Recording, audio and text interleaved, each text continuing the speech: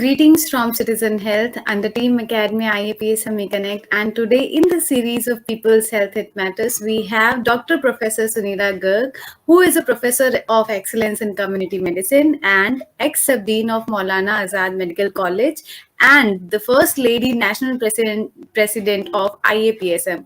A very warm welcome to you, ma'am, on behalf of all the audience. Thank you, Ritu. Thank you so much for having me on the show. Thanks to you, ma'am. And today we are going to talk on a very serious topic, a topic which is in everyone's mind nowadays. That is Omicron virus. एक Omicron virus जो corona virus के बाद अभी एक नया strain हम लोग जो आजकल बात कर रहे हैं उसके बारे में आज हम पूरे डिटेल में बात करेंगे. क्या है ये वायरस, कैसे अफेक्ट करेगा, कितना अफेक्ट करेगा, कितना डेंजरस है, किस किस को इफेक्ट करेगा, हम लोग ये इस वीडियो में देखेंगे. तो मैम शुरू करते हैं. और सबसे पहला सवाल जैसा कि सबके मन में है कि ये ओमिक्रॉन वायरस आखिर है क्या? कोरोना वायरस का ही एक वेरिएंट है या एक नया वायरस आ गया है? Thank you Ritu. एक बहुत इम्पोर्टेंट क्वेश्चन आपने पूछा जो कि पब्लिक हेल्थ पर्सपेक्टिव से भी बहुत इम्पोर्टेंट ताल्लुक रखता है. मैं ये कहना चाहूँगी कि जो आपने पूछा कि ओमिक्रॉन वायरस है क्या, ये ओमिक्रॉन है क्या. एक्चुअली अगर आप देखें तो ओमिक्रॉन बेसिकली एक हेविली म्यूटेटेड वायरस है जिसमें कि 30 राउंड्स ऑफ म्यूटेशन हो चुके हैं स्पाइक प्रोटीन के लेवल पे, जिसके अगेंस्ट में हमारे वैक्सीन भी बने हैं और लगभग 10 के करीब म्यूटेशंस हो चुके हैं जहाँ पे वायरस हमारी बॉडी में बाइंड करता है.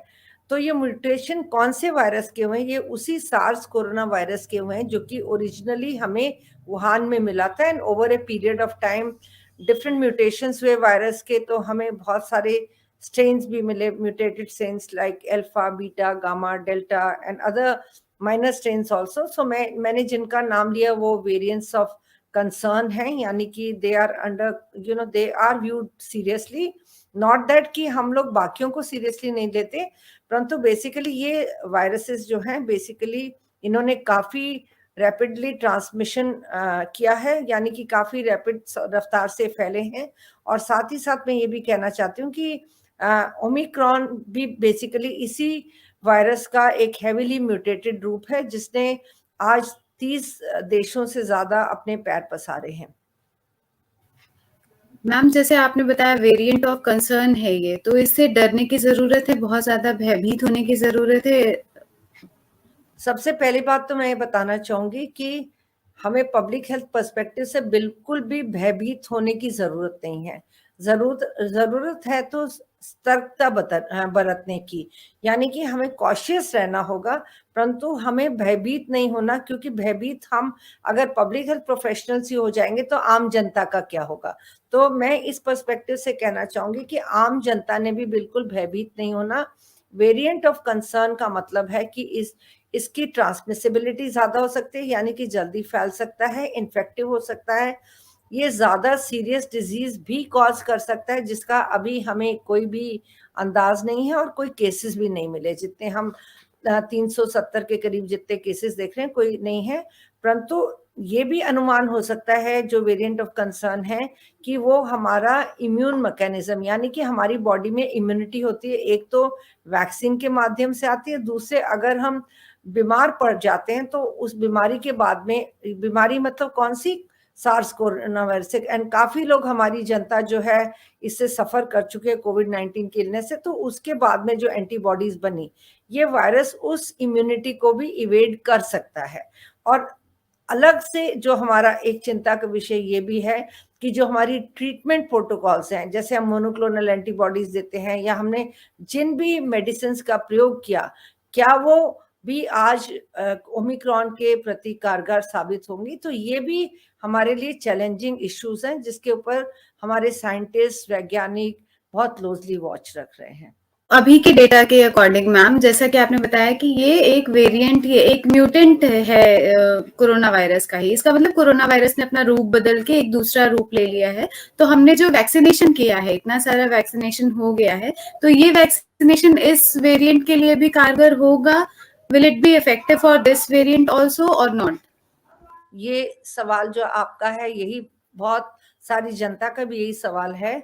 तो मैं इस प्लेटफॉर्म के माध्यम से कहना चाहूंगी कि बेसिकली जितने वैक्सीनेशन हमने दिए हैं, लगभग 128 करोड़ के करीब जनता वैक्सीनेट हो चुकी है, जिसमें कि हमारे लगभग 85% लोग फर्स्ट डोज से हो चुके हैं और 50% लोग सेकेंड डोज से वैक्सीनेट हो चुके हैं, जो कि अपने आप में एक मील का पत्थर है। और मैं ये कहूंगी कि बेसिकली वैक्सीन्स इफेक्टिव हैं और वैक्सीन्स हमारे को मॉडरेट टू सीवियर इलनेस और हॉस्पिटलाइजेशन से बचाते हैं। और हमने ये भी देखा है कि जिन लोगों ने वैक्सीन लिया है उनको बेसिकली डेथ्स भी उनमें कम होती है।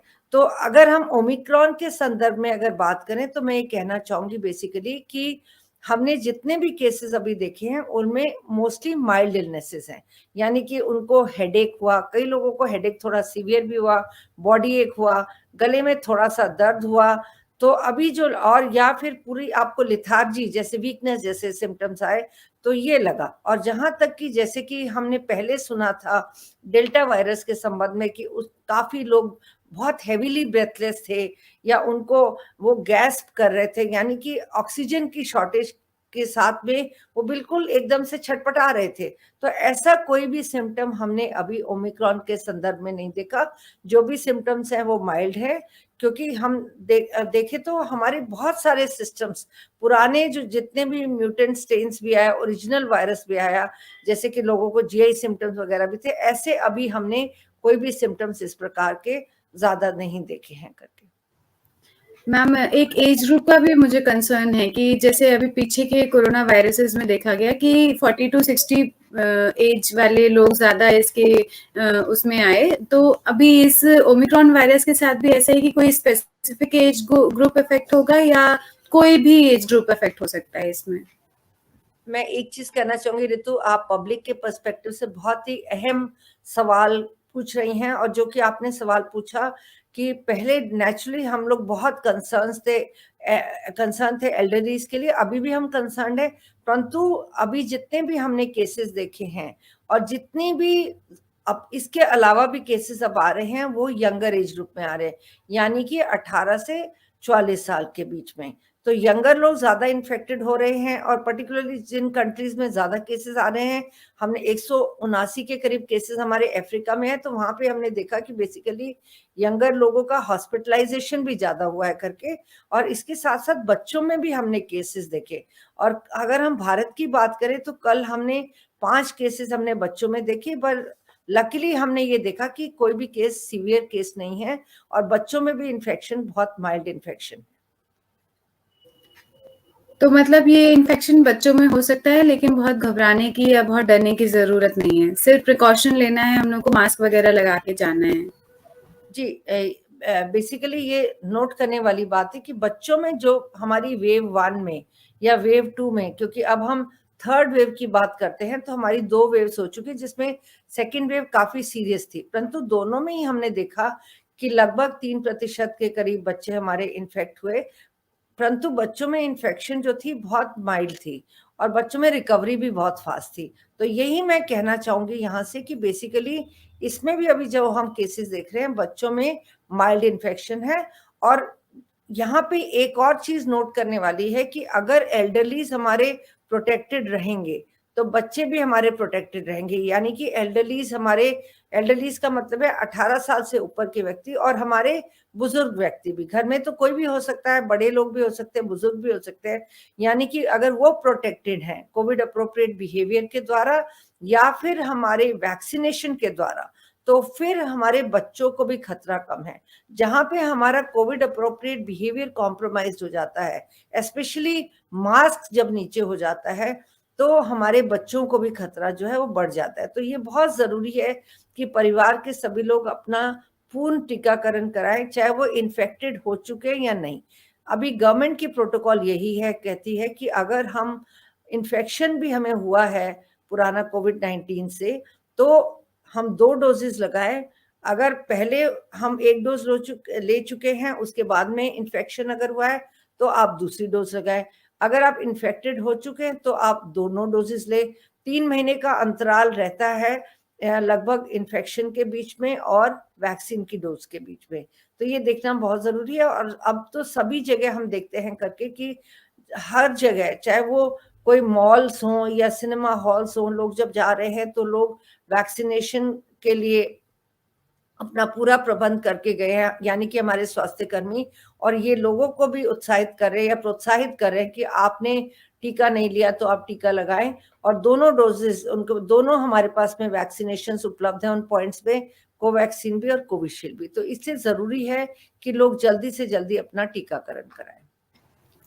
बहुत सही बात कही मैम। और एक बचकाना सा सवाल भी मैं करना चाहूंगी, माफी पहले से उसके लिए मांग लेती हूँ, कि एक व्हाट्सएप पे मैसेज बहुत सर्कुलेट हो रहा है कि पेट में दर्द होगा इस ओमिक्रॉन वायरस से, या जुकाम नहीं होगा, सर्दी नहीं होगा, ये गैस्ट्रोइंटेस्टाइनल ट्रैक्ट से स्टार्ट होगा। कुछ ऐसी बात है या ये सिर्फ एक व्हाट्सएप का फैलाया हुआ मैसेज है? देखिए, बेसिकली हर चीज को, चाहे वो व्हाट्सएप से फैलता है, हमें किसी भी उसमें अफवाह में विश्वास नहीं करना, परंतु सिम्टम कुछ भी हो सकता है वायरस का। देखिए, मैंने जैसे कि बताया कि पुराने जो हमारे स्ट्रेन्स थे उसमें जीआई सिम्टम्स वगैरह भी थे। अगर पेट दर्द हुआ भी तो बेसिकली उसका भी ट्रीटमेंट संभव है करके। तो कहने की बात है ये है कि कोई भी सिम्टम को हम हल्के में नहीं लेंगे और उसको हेल्थ केयर प्रोफेशनल को रिपोर्ट करेंगे और अपना इलाज कराएंगे, और वो आपकी बेसिकली टोटल हिस्ट्री लेंगे और उसके अनुसार आपकी जांच होगी और आपका उसी हिसाब से इलाज किया जाएगा। यदि आप किसी कोविड-19 के मरीज में या सार्स कोविड-2 के मरीज के संपर्क में आए हैं तो आपको उसी के हिसाब से आपकी प्रोटोकॉल चलेगी। और बाकी अब हम बहुत सतर्क हैं, जो हमारे पैसेंजर्स वगैरह भी आ रहे हैं उनके प्रति, तो हमें पूरी हर हद तक कोई भी अफवाह को भी हल्के में नहीं लेना, परंतु लोगों के मन से ये हटा देना। ये बचकाना सवाल नहीं है, बहुत इंपॉर्टेंट सवाल है कि हो सकता है वो पेट के माध्यम से नहीं आएगा वायरस, पेट का लक्षण हो सकता है। वायरस हमेशा प्रवेश करता है रेस्पिरेटरी रूट से, फिर वो हमारे सिस्टम्स को अफेक्ट करता है। जैसे जीआई ट्रैक्ट को अगर हम अफ्रीकन कंट्री की बात करें तो काफी लोगों को उसने जीआई ट्रैक्ट को भी अफेक्ट किया है। तो वहां पे फीकल मैटर जो है उसमें भी हमें ये वायरस देखने को मिला है। मतलब यानी कि वायरस तो आपका ये आरएनए वायरस है, तो आरएनए के पार्टिकल्स देखने को मिले हैं। तो यहाँ पे ये हम कोई भी सवाल को बचकाना ना माने और हम उसको सीरियसली लें, तो ये बहुत जरूरी है करके। तो ये पेट के माध्यम से बिल्कुल नहीं जाता, ये जाता रेस्पिरेटरी रूट से है। तो इसलिए मास्क का प्रयोग जो है बहुत बहुत जरूरी है। Thank you so much ma'am. और एक चीज मुझे पैसेंजर से याद आई कि हमारे इंडिया में भी ऐसा हुआ है कि जो इंटरनेशनल फ्लाइट्स हैं उनके लिए कुछ अलग अलग रूल्स एंड रेगुलेशन बनाए गए हैं। तो आपके नजरिए से कितना जरूरी है या कितना सही है? देखिए, बेसिकली ये है कि अल्टीमेटली हर एक प्रोटोकॉल का मतलब ये है कि हमारे जो भारतीय नागरिक हैं या हमारा देश है वो सुरक्षित रहे। तो हम इस पे ये प्रोटोकॉल जो हमारी बनी हुई है वो ये प्रोटोकॉल है कि जो हमारे पैसेंजर्स एट रिस्क कंट्रीज से आ रहे हैं, जिसमें कि हमारी 20 के करीब कंट्रीज हमारी यूके की भी हैं करके, और बाकी सब कंट्रीज हैं, अफ्रीकन कंट्रीज भी इसमें आती हैं और कनाडा वगैरह के भी हमारे देश हैं। तो हम ये देखते हैं कि जो इन कंट्रीज से लोग आते हैं, एट रिस्क कंट्रीज जिनको हम कहते हैं, वहां पे हम पैसेंजर्स को सबसे पहले तो हम हर एक पैसेंजर की ये जानकारी ली जाती कि 14 दिन पहले उसने कहाँ कहाँ ट्रैवल किया, और उसके बाद में अपनी आरटीपीसीआर रिपोर्ट भी ट्रैवल करने से पहले लोड करे, जिसको कि वेरीफाई किया जाता है before the passenger boards the flight. उसके बाद में जब वो एट रिस्क कंट्री से आया और उसका एयरपोर्ट पे ही जो है हमारा आरटीपीसीआर टेस्ट हो जाता है, जो कि रैपिड भी हो सकता है और रूटीन आरटीपीसीआर भी है, और जिसके अलग अलग दाम भी तय किए गए हैं। लगभग 4,000 के करीब दाम है जो कि रैपिड आरटीपीसीआर है, और लगभग 500 के करीब दाम है जो कि रूटीन आरटीपीसीआर है। तो एक की रिपोर्ट देर से मिलती है, लगभग 6 घंटे के बाद में, और एक की रिपोर्ट हमें जल्दी मिल जाती है 1.25 घंटे के अंदर, जो कि रैपिड आरटीपीसीआर है। तो अगर आरटीपीसीआर रिपोर्ट नेगेटिव आती है, पहली आरटीपीसीआर रिपोर्ट, तो हम जो पैसेंजर है कहते हैं आप 14 दिन अपने आप को होम क्वारंटाइन करिए और किसी भी लक्षण के लिए वॉच कीजिए। परंतु अगर पहला आरटीपीसीआर, और फिर हम ये भी करते हैं करके कि जो भी हमारा पैसेंजर है घर में जब वो क्वारंटाइन करता है तो 7 दिन के बाद हम दूसरा उसका भी आरटीपीसीआर दोबारा करते हैं, क्योंकि वो बेसिकली हमारे एट रिस्क कंट्री से आया है। तो फिर अगर मान लो पहली बार नेगेटिव है, दूसरी बार भी अगर नेगेटिव है, तो हमें कुछ नहीं करना। अगर पहली बार में अगर नेगेटिव है, दूसरी बार में पॉजिटिव है, तो उसको हम आइसोलेट कर देते हैं और वो डॉक्टर की निगरानी में पूरी तरह से चला जाता है, और डॉक्टर डिसाइड करते हैं कि उसको कब तक उसका इलाज किया जाना है। और लगभग मैं देखती हूँ कि 14 दिन से ज्यादा का अंतराल ये होता नहीं, क्योंकि माइल्ड पेशेंट्स है। परंतु अगर हमारा मरीज पहली बार में ही, या पैसेंजर हमारा पहली बार में ही आरटीपीसीआर पॉजिटिव आ जाता है, यानी कि एयरपोर्ट पे पॉजिटिव आ जाता है, तो उसको एयरपोर्ट के बाहर नहीं जाने दिया जाता, उसको वहीं पे हम लोग आइसोलेट करके नियर बाय कनेक्टिंग हॉस्पिटल में भेज देते हैं, डिपेंडिंग ऑन द सिटी। हर जगह बनाए गए हैं, मुंबई के आसपास भी बने हुए हैं, हमारे दिल्ली में भी बना हुआ है लोकनायक अस्पताल, इस तरीके से गुजरात में भी बने हुए हैं करके, अहमदाबाद में बने हुए हैं। सो हम ये देखते हैं कि हमारे आइसोलेशन सेंटर्स में हम उनको फौरन हम उनको आइसोलेशन में डाल देते हैं, अगर हमारे जो पैसेंजर्स हैं रिस्क कंट्रीज वाले अगर पॉजिटिव आए। परंतु दूसरे हमारे देश हैं जो कि एट रिस्क नहीं है, जहाँ पे केसेस बिल्कुल नहीं आए हैं और हम उनको सेफ मानते हैं, they are not at risk for us as of now. तो वहां के पैसेंजर्स अगर बेसिक उनमें 2% पैसेंजर्स की हम टेस्टिंग करते हैं, और अगर वही हमारी प्रोटोकॉल है, अगर आरटीपीसीआर बेसिकली वो पॉजिटिव आता है तो उनको हम ऑब्जर्व करते हैं और उनका सैंपल जो है हम जीनोमिक सीक्वेंसिंग के लिए भेजते हैं। तो दोनों स्थिति में, चाहे वो एट रिस्क पैसेंजर है या not at risk passenger means country जो रिस्क है उससे आ रहा है, या नॉट एट रिस्क कंट्री का पैसेंजर है, दोनों के सैंपल्स अगर पॉजिटिव आए तो वो जीनोमिक सीक्वेंसिंग के लिए जाते हैं, और उसके बाद में जीनोमिक सीक्वेंसिंग के आधार पर उनका इलाज होता है। हालांकि बहुत इलाज भी कोई फर्क नहीं है, परंतु प्रोटोकॉल्स बनी हुई है करके, और ओमिक्रॉन क्योंकि नया स्ट्रेन, म्यूटेंट स्ट्रेन है, तो इसके प्रति हम ज्यादा सावधान हैं। तो सभी को हिदायत दी गई है एयरपोर्ट्स पे, या फिर जो पैसेंजर्स हैं, या जो वहाँ पे पूरा सिविल एविएशन का स्टाफ है, कि वो कोविड अप्रोप्रिएट बिहेवियर फॉलो करे, पीपीईज पहने। पैसेंजर्स को भी हिदायत दी गई है और वहाँ पे उनका पूरा ख्याल रखा जाता है। और जो पैसेंजर शुरू से ही नेगेटिव हैं और एट रिस्क कंट्री से बिलोंग नहीं करते, तो उनको हम हिदायत देते हैं कि आप जाएं। परंतु हर एक को ये ओवरऑल एक हिदायत है कि कोई भी आपको लक्षण आता है तो आप फॉरेन डॉक्टर से संपर्क करें। और यही मैसेज हमारी आम जनता के लिए, क्योंकि कई बार हम परसीव नहीं कर पाते और टेस्ट का भी अपना एक वो होता है करके, तो अगर हम माने कि कम्युनिटी में वो चले गए, या फिर हमारे कुछ ऐसे पैसेंजर्स थे जब ये 24 नवंबर को, ये जब हमारा ओमिक्रॉन का स्ट्रेन अफ्रीका ने रिपोर्ट किया था, केसेस तो हमारे पहले से ही आ रहे थे अफ्रीका में, परंतु उन्होंने सीक्वेंसिंग वगैरह करके जब डब्ल्यूएचओ को बताया, और 26 नवंबर को डब्ल्यूएचओ ने इसे वेरिएंट ऑफ कंसर्न जब डिक्लेयर किया, तो तब तक और इम्प्लीमेंटेशन होने में, और जब तक ये सभी सरकारों तक पहुंचा या सभी गवर्नमेंट्स तक पहुंचा डिफरेंट कंट्रीज की, तो ये पता चला कि कुछ केसेस ऑलरेडी जो है वो कम्युनिटी में जा चुके थे। और कंट्रीज का रिस्पांस भी बहुत अलग अलग था। जैसे कुछ ने कहा कि हम तो अपनी फ्लाइट्स बैन कर देंगे। Banning is not the solution. Banning से केवल हम टाइम बाई कर सकते हैं to postpone the entry of virus. This is a more kind of a punitive measure for the country, क्योंकि बेसिकली हमें ये मान के चलना है कि वायरस आएगा ही आएगा, क्योंकि हमारे बॉर्डर्स पोरस हैं।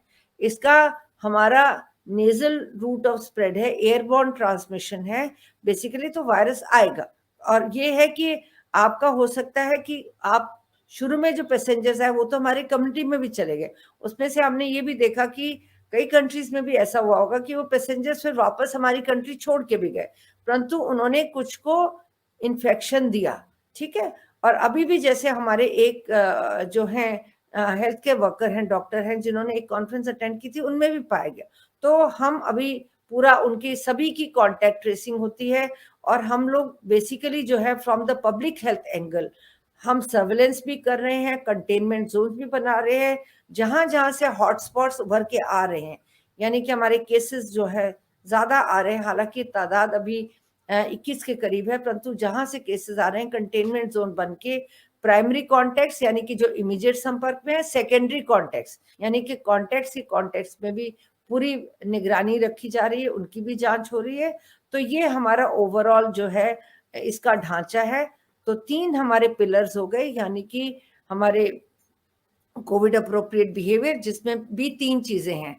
आप मास्क पहने, दूसरा आप 2 गज की दूरी रखें, और अपने आप को थॉरली सैनिटाइजेशन का प्रयोग करें। यानी कि सैनिटाइजेशन का मतलब ये नहीं कि आपने नहा लेना है, बेसिकली आपकी हैंड हाइजीन, ओवरऑल आपकी हाइजीनिक प्रैक्टिसेस स्ट्रांग होनी चाहिए। दूसरा वैक्सीनेशन, और तीसरा जो है सर्विलेंस एंड कंटेनमेंट। उस यानी कि हमने वो सर्विलेंस करनी है एक्टिवली, जो कि हमारी सरकार का और एडमिनिस्ट्रेशन का काम है, जो कि वो कर रहे हैं, परंतु हमारा काम है उसमें सहयोग करना। और कंटेनमेंट यानी कि हम कंटेन करते हैं उसको, तो हम वहां पे भी लोगों को हिदायत देते हैं कि बहुत ज्यादा इधर उधर ना जाएं करके, और ताकि वो हमारी निगरानी में रहेंगे तो हम इसकी पकड़ जल्दी ले पाएंगे करके। परंतु पैनिक की बिल्कुल आवश्यकता नहीं है, और हमें बिल्कुल भी परेशान होने की जरूरत नहीं है। जैसे हमने बाकी वेव 1 का, वेव 2 का हमने बहुत अच्छे से मुकाबला किया, तो ये तो बहुत अभी बीमारी के कोई बहुत हैवी लक्षण नहीं है, तो या बहुत सीरियस लक्षण नहीं है, तो हम जो है इसको हम अच्छे से मैनेज कर पाएंगे करके। हाँ जी। Thank you ma'am. आप लोग इतनी मेहनत कर रहे हैं, तो हम लोग इतनी मेहनत तो कर सकते हैं कि मास्क लगाएं और हैंड सैनिटाइज करें और दूरी बनाए रखें। एक लास्ट सवाल मैम मेरे मन में और आ रहा है कि क्या फिर से लॉकडाउन की कंडीशन बन सकती है इस वायरस की वजह से? नहीं, मैं अभी तो ये कहूंगी कि लॉकडाउन की कंडीशन बिल्कुल ही नहीं बनेगी, क्योंकि हमारे सिस्टम प्रिपेयर्डनेस बहुत ज्यादा है। यानी कि हमने वेव 1 का मुकाबला लगभग 20 महीने हो गए हैं। मैं जहां तक शुरुआत करी थी, वेव 1 का मुकाबला किया, वेव 2 का मुकाबला किया, और शुरू में हमें लॉकडाउन भी करना पड़ा था, जो कि बेसिकली हमारी सिस्टम प्रिपेयर्डनेस के लिए भी था। हमारे को वायरस को समझने में भी टाइम लगा कुछ दिन का। और मैं ये भी कहना चाहूंगी कि उस समय में हमने सिस्टम को बहुत अच्छे से प्रिपेयर किया। यानी कि हमने कोविड की मैनेजमेंट प्रोटोकॉल्स बनाई, हमने पीपीज, हमारी पोस्ट प्रोफाइलेक्टिक जो हमारी इक्विपमेंट था, यानी कि जो भी हमारे वर्कर्स डिपेंडिंग ऑन जहाँ पे हैं उनके लिए पीपीज का मैन्युफैक्चरिंग होना। पहले इंडिया इंपोर्ट करता था, अब इंडिया एक्सपोर्ट करता है। ये हमारे भारत की मैं कहूँगी बहुत बड़ी उपलब्धि है। मास्क जो कि इतनी कम संख्या में थे, हम बहुत लार्ज नंबर में बनाने लगे। सैनिटाइजर्स फिर हमारी आईसीयूज को तैयार करना, हमारी मैन पावर को तैयार करना, वेंटिलेटर्स का किस प्रकार से प्रयोग होना। फिर हमने सेकेंड वेव में देखा कि किस तरीके से हमारे को ऑक्सीजन की शॉर्टेज हुई। हमने ऑक्सीजन प्लांट्स का भी साइमल्टेनियसली बहुत ज्यादा इजाद किया। इजाद के साथ साथ ऑक्सीजन प्लांट्स, ऑक्सीजन का प्रयोग तो हम हमेशा से ही हमारी आईसीयूज में होता है, परंतु अब क्योंकि इतनी लार्ज रिक्वायरमेंट थी ऑक्सीजन की, तो अब ऑक्सीजन के प्लांट्स भी बहुत मात्रा में हर एक जिले में लगाए गए हैं। तो ये तो हमारी तैयारी हुई करके। अब हमारे सिस्टम्स प्रिपेयर्ड हैं, हमारे वैज्ञानिक जो कि रिसर्च में लगे हुए हैं, और हमारे जो मेडिकल डॉक्टर्स हैं जिन्होंने बहुत ज्यादा एक्सपीरियंस गेन किया in terms of managing the patients, हमारे पब्लिक हेल्थ एक्सपर्ट्स जो कि इसको बहुत अच्छे से समझ पाए हैं। क्योंकि पूरी बीमारी का आप देखेंगे पब्लिक हेल्थ पर्सपेक्टिव है, यानी कि prevention is the key thing. Number 2 is vaccination, which is a part of prevention. And then another thing is that basically containment and जो सर्विलेंस की मैं बात कर रही हूँ, ये सारा पब्लिक हेल्थ पर्सपेक्टिव है। तो मैं कहूंगी यहाँ पे पब्लिक हेल्थ प्रोफेशनल्स का मोस्ट इम्पॉर्टेंट की रोल है। तो हमें इस बीमारी को एक स्पेशलाइज एंगल से ना देखते हुए ओवरऑल ब्रॉड पर्सपेक्टिव से देखना होगा। लोगों के मिथ्स एंड मिसकंसेप्शंस भी दूर करने पड़ेंगे। हमारी रेजिडेंट वेलफेयर एसोसिएशन जो कि इतना अच्छा काम करती आई हैं, हमारी ग्राम सभा, हमारी ग्राम पंचायत, हम लोगों ने पहले से ही प्रोटोकॉल्स तैयार किए हुए हैं कि हमारे इवन रूरल एरियाज में क्या प्रोटोकॉल होंगी, किस तरीके से हम बिना स्टिग्मेटाइज किए हुए लोगों का इलाज करेंगे। जहाँ पे गांव में आप देखोगे लोगों को बहुत चिंता होती है, तो हमने ये भी परमिशन दी है सरकार ने कि अगर कोई बीमार पड़ा तो उनका कोई नजदीकी इंसान या कोई वॉलंटियर आके उनकी देखभाल करेगा, जिसके लिए उसको अस्पताल में जगह दी जाएगी। तो हमारी प्रोटोकॉल्स पहले से ही बनी हुई हैं करके। तो अब समय आ गया कि हम लोग जो बीच बीच में हमारा कोविड अप्रोप्रिएट बिहेवियर जो है ढीला हो जाता है, तो हमारा कम्युनिटी मेडिसिन डिपार्टमेंट का भी इम्पोर्टेंट रोल है कि हम लगातार ये मैसेजेस को फैलाते रहें कि किसी भी हाल में आप कोविड अप्रोप्रिएट बिहेवियर को ना छोड़ें, वैक्सीनेशन लगाएं और सरकार के साथ पूरा सहयोग करें इस पेंडेमिक की बीमारी से लड़ने में। क्योंकि एक दिन ऐसा आना चाहिए जबकि वायरस को कोई भी ससेप्टेबल होस्ट नहीं मिलना चाहिए। अगर ससेप्टेबल होस्ट नहीं मिलेगा, यानी कि उसमें एंटीबॉडीज नहीं होंगी, उसने टीकाकरण नहीं कराया होगा, या फिर उसने मास्क का प्रयोग नहीं किया होगा, इवन आपके म्यूटेंट स्ट्रेन्स, जैसे हम बात कर रहे थे अभी, आपने बहुत अच्छा सवाल पूछा था कि कैसे मतलब हम इसको वो प्रिवेंट कर सकते हैं। तो बेसिकली मैं यही कहना चाहूंगी, वायरस आपके पास बिल्कुल नहीं आएगा कि आपने अगर प्रॉपरली मास्क पहना है, यानी कि नाक से ऊपर और ठोड़ी से नीचे, ये बहुत जरूरी चीज है। और दूसरी चीज, आप हाथ लगातार सैनिटाइज करते हैं। तो हमारी स्वच्छ भारत का पूरा, तो इसमें कोविड अप्रोप्रिएट बिहेवियर में स्वच्छ भारत का एक स्वरूप ही दिखता है करके। और दूसरी चीज मैं कहूंगी कि बेसिकली जो है, हमें साथ ही साथ वैक्सीनेशन, तो आपका जब वायरस को कोई भी होस्ट नहीं मिलेगा तो अपने आप चला जाएगा। और हम आज वन वर्ल्ड वन हेल्थ की बात करते हैं, तो यानी कि और पूरा हमें ये भी समझना होगा कि जो हम टीकों का प्रयोग जब हमारे देश में हो जाएगा, तो हमें ये भी ध्यान रखना चाहिए कि हमारे आजू बाजू के देश कोई ऐसे ना रह जाए या कोई वंचित ना रह जाए हमारे टीकों से। और हमारे देश में बहुत ज्यादा क्षमता है, जो कि बाहर के देशों को भी हम टीके सप्लाई कर सकते हैं। तो बहुत जरूरी है, और यही मेरा संदेश डेवलप्ड नेशंस के लिए भी रहेगा करके, क्योंकि हम ये ना रहें कि हमें अपनी कंट्री को तो प्रोटेक्ट करना ही करना है, अपने देश को तो सभी सोचते हैं, क्योंकि हम एक वन वर्ल्ड वन हेल्थ तभी बन पाएंगे जब हम सच्चे मामले में हम अपनी एक्शंस के माध्यम से ये कर दिखाएंगे। बिल्कुल मैम, बहुत अच्छा लगा आपसे बात करके आज, और बहुत सारी जो मन में सवाल थे वो सारी चीज़ें मैंने आपसे पूछी। और मैं दर्शकों से भी रिक्वेस्ट करूंगी कि अगर उनके मन में भी कोई भी सवाल है ओमिक्रॉन वायरस को लेके, तो प्लीज़ हमारे कमेंट सेक्शन में लिखिए, इस वीडियो को शेयर करिए, ताकि सबको इस वायरस के बारे में पता चले, डर ना बैठे लोगों में, और लोग मास्क का, हैंड सैनिटाइजेशन का और एक प्रॉपर डिस्टेंस का मेंटेनेंस रखें ज़रूर से। Thank you so much ma'am हमारे साथ जुड़ने के लिए और हमसे बात करने के लिए। थैंक यू ऋतु, बहुत अच्छा लगा मुझे भी आपसे बात करके, और मेरी भी क्यूरियोसिटी भी बढ़ती है, और मैं भी सोचती हूँ कि बेसिकली, क्योंकि सभी के लिए ये चुनौती है जिसको हमें मिलकर लड़ना है। बहुत बहुत धन्यवाद आपका। थैंक यू मैम, बहुत बहुत धन्यवाद।